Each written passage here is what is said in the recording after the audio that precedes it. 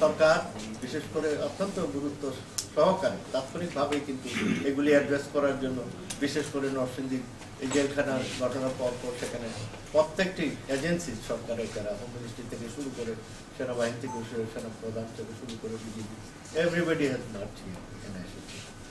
আমাদের এখানে আমাদের সেনাবাহিনী সেখানে সিভিল অ্যাডমিনিস্ট্রেশনের সহযোগিতায় কাজ করছে, আমাদের পুলিশ সাহসিকতার সাথে সেখানে এগুলি মোকাবেলা করেছে এবং আমাদের জেলা প্রশাসন সেখানে সেগুলি তদারকি করেছে।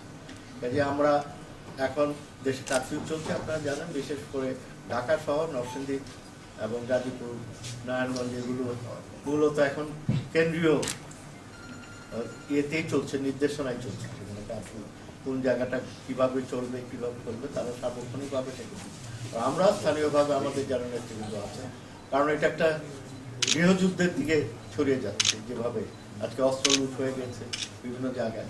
নরসিংদীর ঐতিহ্য আছে, আমরা সবসময় যদি নরসিংদীবাসী মুক্তিযুদ্ধে যে বীরত্ব দেখিয়েছে, আজকে আমি বিশ্বাস করি আজকে এটা মুক্তিযুদ্ধের জেলা।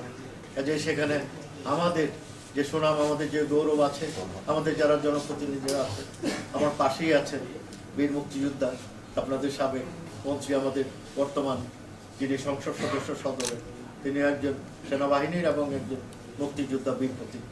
এই যে আমরা বিশ্বাস করি যে আমরা মুক্তিযুদ্ধের এখানে যারা আছি, পুরা জনপ্রতিনিধি যারা আছে, আমাদের প্রত্যেকটি উপজেলা সহ সব জায়গায় আমরা যদি গুরুত্বপূর্ণভাবে আজকে সরকারের এই যে চলমান যে অবস্থা, যে চিরুনি অভিযান আমরা বলছি, যে দুষ্কৃতিকারীদেরকে আমরা বের করে ফেলতে পারবো, এটা কোনো ব্যাপার না।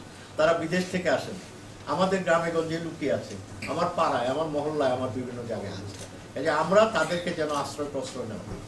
এই যে আমি মনে করি আমাদের আজকে দলীয় নেতৃবৃন্দ সহ আজকে যারা সামাজিক নেতৃবৃন্দ আছেন, আজকে নির্বাচিত নেতৃবৃন্দ যারা আছেন, চেয়ারম্যান মেম্বার সহ, তারা যদি প্রত্যেকে আজকে অ্যাডমিনিস্ট্রেশনকে আমরা সহযোগিতা করি, পুলিশকে সহযোগিতা করি, যার যার এলাকাতে সংসদ সদস্য সহ সবাই আমরা যদি সম্মিলিতভাবে ঝাঁপিয়ে করি, এটা আমার মনে হয় না যে খুব বেশি সময় লাগবে তাদেরকে চিহ্নিত করা এবং বের করে আনা।